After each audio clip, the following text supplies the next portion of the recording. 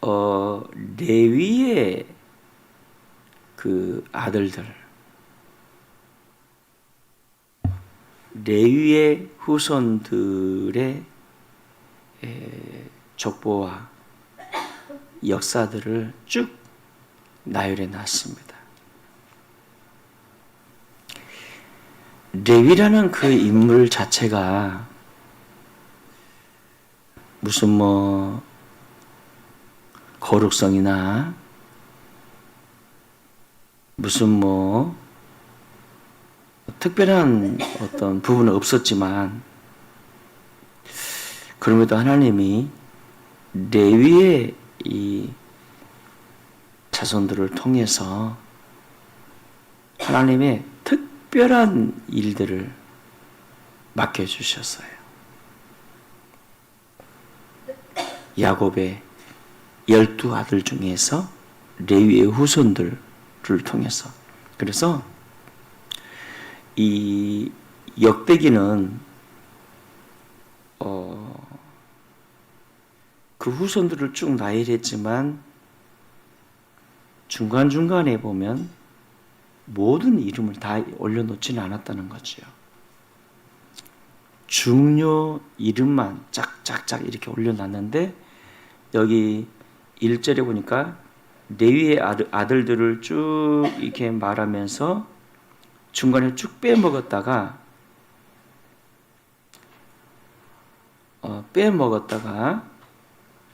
나중에 보면 아므람의 자녀는 아론과 모세와 미리암이요, 이렇게 나옵니다. 여러분, 모세가 누구죠? 모세가 이스라엘을 출애굽시키는데 이 쓰임 받았던, 하나님이 모세를 통해 또 이스라엘 백성들에게 율법을 주셨잖아요. 이스라엘에게 있어서 모세만큼 중요한 인물이 있나요? 위대한 인물이 없었잖아요. 그러니까 모세가 레위의 이렇게 자손입니다. 그리고 여기 이제 아론이란 인물이 나오는데요.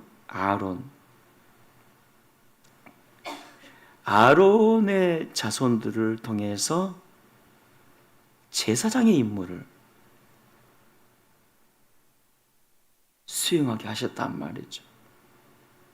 그리고 오늘 말씀 전체가 다 보면 아론의 후손들을, 그 후손들의 이름을 쭉 나열해 놨어요. 여러분, 그 아론의 후손들이 어떤 역할을 했지요? 어떤 역할을? 바로 성막 섬기는 일과 하나님께 예배하는 예배의 일을, 제사의 일을 맡았다는 거죠. 그래서 여기 레위의 후손들을 통해서 하나님은 특별히 당신의 일을 집중해서 맡기셨는데요. 레위의 후손 중에서 아론의 후손들은 성전 섬기는 일과 예배, 곧 제사를 이렇게 맡은 일들을 수행케 하셨는데, 곧 하나님께서 왜 예배를 그렇게 소중히 여기셨을까? 지금도 마찬가지고요. 예배를 여러분, 창세기 다음에 출애굽기 다음에 이제 레위기가 나오잖아요.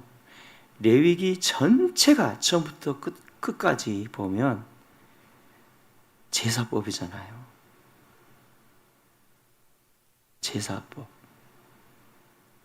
보면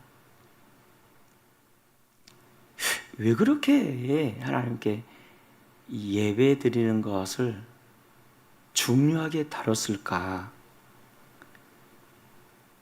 바로 그것이 인간을 창조하신 하나님의 목적이었거든요. 이 백성은 내가 나를 위하여 지었나니 나를 찬송케 하려 하심이라. 그러니까 하나님을 하나님으로 존중한다는 고백이 예배예요. 하나님은 우리의 예배를 통해서 존중됨을 받으세요.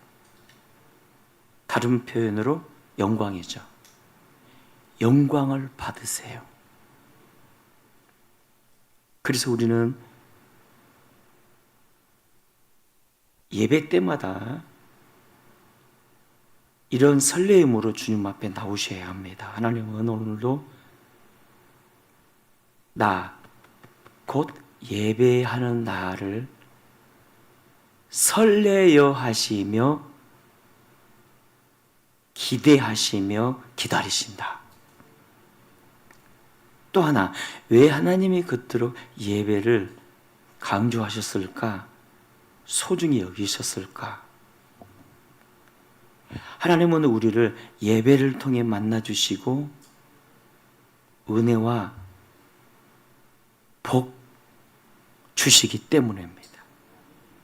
예배를 통해 만나주세요. 우리가 예배할 때 구원의 임재가 여기에 함께 하시고요. 우리가 예배할 때 주의 임재라는 놀라운 은혜를 주세요. 사람이 떡으로만 사는 게 아니라 하나님의 입에서 나오는 말씀으로 산다 말씀하지 않았습니까? 그래서 예배를 통해 말씀이신 당신이 친히 성령으로 오시고 말씀으로 오세요. 말씀이 레마가 되어 우리 영혼을 촉촉히 적시게 하셔서 영혼이 주님께 자라나게 하고 주님과 교통하게 하시고. 그런데 여기 여러분 3절에서 보니까 아므람의 자녀는 아론과 모세와 미리암이요 하면서 아론의 자녀를 특별히 소개를 했어요. 아론의 자녀는 나답과 아비후와 엘르아살과 이다말이며, 여기 보니까 나답과 아비후라는 인물이 나와요. 그들은 아론의 자손들로서 대제사장의 직무를 수행하다가 하나님의 이 거룩한 장소인 성막에서 향을 피울 때 다른 불로 향을 피우다가 하나님의 분노를 사서 죽임을 당한 거예요. 아니,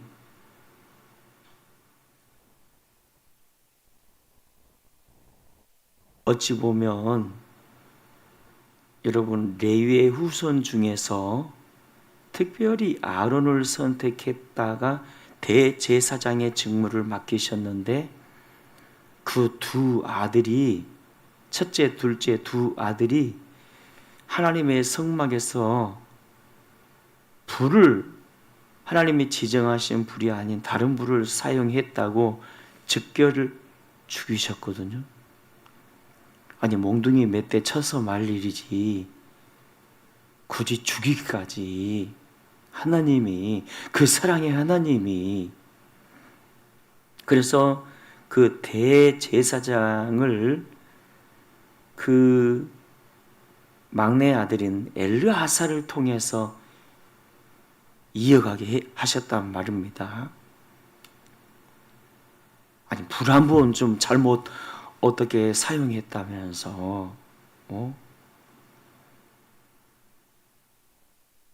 여러 의미가 있지요. 오늘날 주의 종들은 다른 불을 사용하면 안 됩니다. 오직 복음. 아멘입니까? 오직 복음.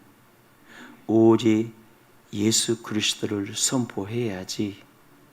그렇지 않으면 본인도 죽고 성도들도 죽고. 여러분요, 중요한 게 이거예요. 오늘날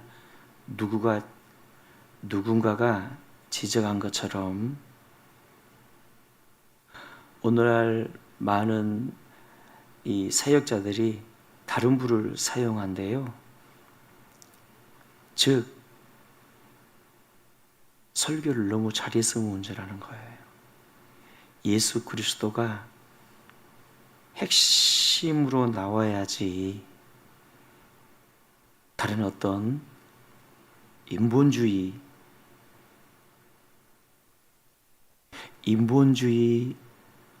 이 잘못된 불을 자꾸만 선포한다든지, 그리고 하나님의 거룩한 복음에다가 사람들 좋아하는 그 다른 복음을 이렇게 섞어서 이렇게 전한다는 거예요.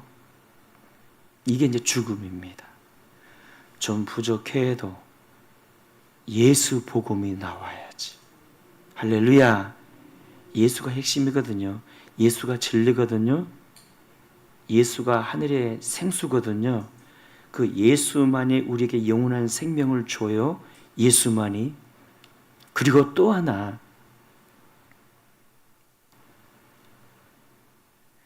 예배는요, 태도가 그렇게 중요하다는 거예요. 태도. 따라합시다. 태도. 여러분요, 아니 하나님이 나답과 아비후를 죽일 때 마치 개미 죽이듯이 아무런 감정도 없으셨을까요? 명색이 당신이 쓰고 계신 아론의 아들들인데 더욱 마음이 아프셨죠. 오늘날 우리에게 처절하게 가르치는 교훈이 뭘까요? 예배에 가치를 담으라. 예배에 가치를 담게 되면 예배의 태도가 다르다는 거예요. 온전하게 예배한다는 거예요. 요한복음 4장 23절과 4절에 하나님은 지금도 이렇게 예배하는 자들을 찾으시느니라. 지금도 참으로 예배하는 자, 바르게 예배하는 자, 그 태도가 중요하다는 거예요. 하나님의 영이시니 예배하는 자가 영과 진리로 예배할지니라. 사실 영과 진리, 어찌 보면 원문대로 보면 영, 프리마티, 진리, 알레데이아. 정관사 호가 없기 때문에 굳이 이것을 성령이라고 말해야 하는가 라고들 학자들이 말하기도 합니다. 그러니까 성령과 말씀이라는 의미도 있지만 진심과 전심이라는 데에 더 집중해야 한다는 거죠. 왜? 하나님이 이 말씀을 주실 때는 이스라엘의 미래까지 미리 알고 보시는 하나님이, 우리의 미래까지 보고 아시는 하나님이 예배의 태도를 보시며 주신 말씀이거든요. 오늘날 사랑하는 여러분, 예배의 태도가 주님 앞에서 옳으신가요? 너무 믿음만을 강조하면서 하나님 앞에 예배에 얼마나 정성을 더하고 있습니까? 말라기 제사장들처럼 번거롭다며 귀찮다면서 하나님이 제단에 바쳐진 떡을 먹겠냐면서 맨날 며칠 그냥 새떡을 바치지도 않고, 이 떡이 뭐냐면 여러분 새 마음이란 또 의미도 있거든요. 재물도 온전한 건 돈 되니까 자기들이 먹고 막 눈먼 거 병든 거 막 갖다 바치고. 주님, 나의 예배가 예배되게 하소서. 주님, 교회가 교회되게 하시고, 주님, 예배가 예배되게 하소서.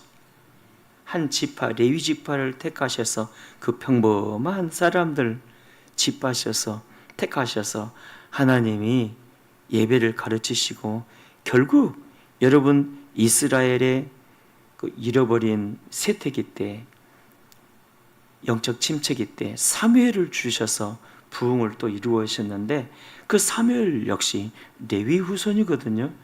결론이 뭔가? 하나님은 지금도 우리를 통해서 존중이 여김을 받기를 원하십니다. 존중.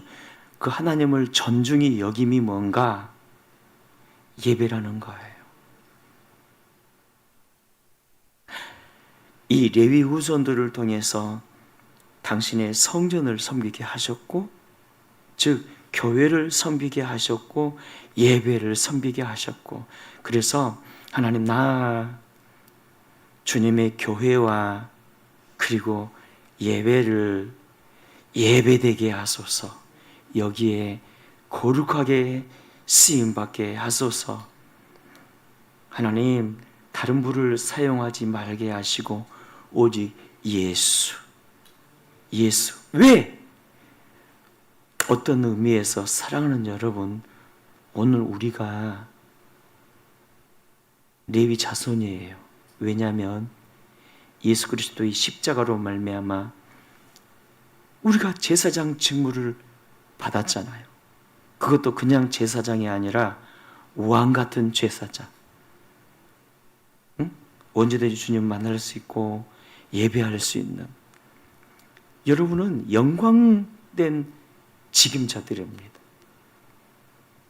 그래서 하나님, 평생에 나의 삶이 하나님의 교회를 세우고 제사장 직무를 수행하는 그런 사명자로 쓰여지게